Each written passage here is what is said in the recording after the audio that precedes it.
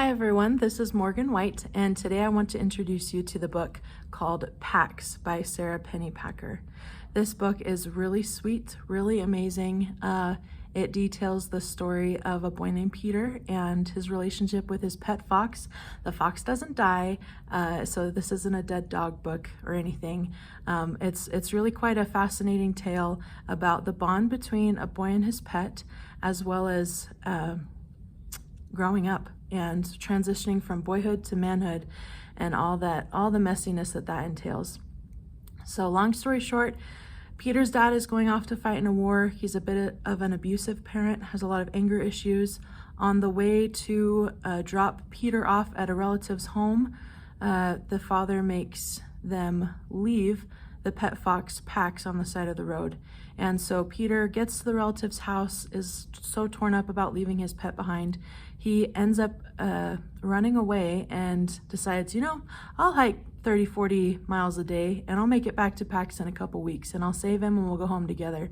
So on his journey, he ends up breaking his leg, which is not a good thing for running away, and breaks his leg, comes across this recluse named Vola, who's about 40, 50 years old. She's been a recluse for about 20 years, and she fought in the previous war and is actually an amputee. She lost her leg.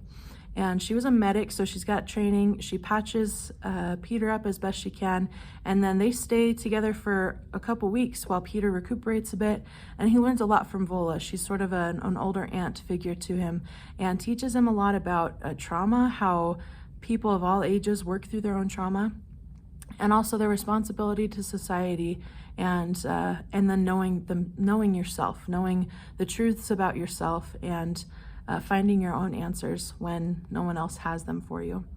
In the meantime, the fox, Pax, has found his own little family, and he's learning how to be a fox and is learning also about what war does to the landscape around him, how it affects the lives of the animals he knows, and all the time he's worried as well about Peter and how Peter's doing, and he feels awful that he can't be there to protect his boy. Eventually the two meet back together and realize they've both grown up in different ways, they've grown apart, and they have responsibilities to other people and other animals in different places. So they don't actually reunite permanently, but like I said, it's a tale about coming to terms with your responsibility to others and also just going through the growing pains of growing up. So I think this book is an okay example of reading as other. I think it applies to both, or to people who identify with either gender, male or female. Of course, it follows the story of a male fox and a male or a young boy, human boy. And so it's from that perspective, but there's a lot of nature, there's a lot of connection to animals, and a lot of really tender, sweet messages that I think people of gentler natures would connect with as well. I think that this book is also applicable for any age range. I'd say it's probably appropriate for children 10 years and older.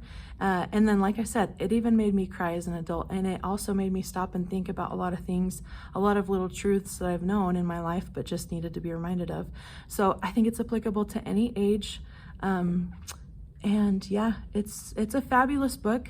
I think it's an okay to semi-good example of reading as other because it applies, and it talks about a lot of deep things that affect every single human being, no matter their life circumstance or their past or their knowledge or their shortcomings. It applies.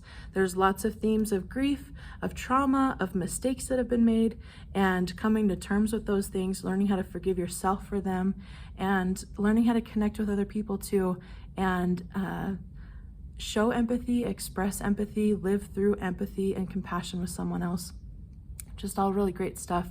Something that that the author does really well is she focuses on Peter's personal growth to learn how to relate to what Vola has gone through, being in a war, killing someone, having the experiences she has. He has to sit there and learn how to help her as a child can, just be at peace with what she's done, and also realize that it's time for her to go back to society. It's time for her to reconnect with people. So that's a really special part, and I think anybody from any background can relate to the importance of having empathy and learning to connect with other people. Another awesome thing that this author does is she actually learns about foxes themselves and about their unique form of communication and their habitats, their mannerisms, how they would live.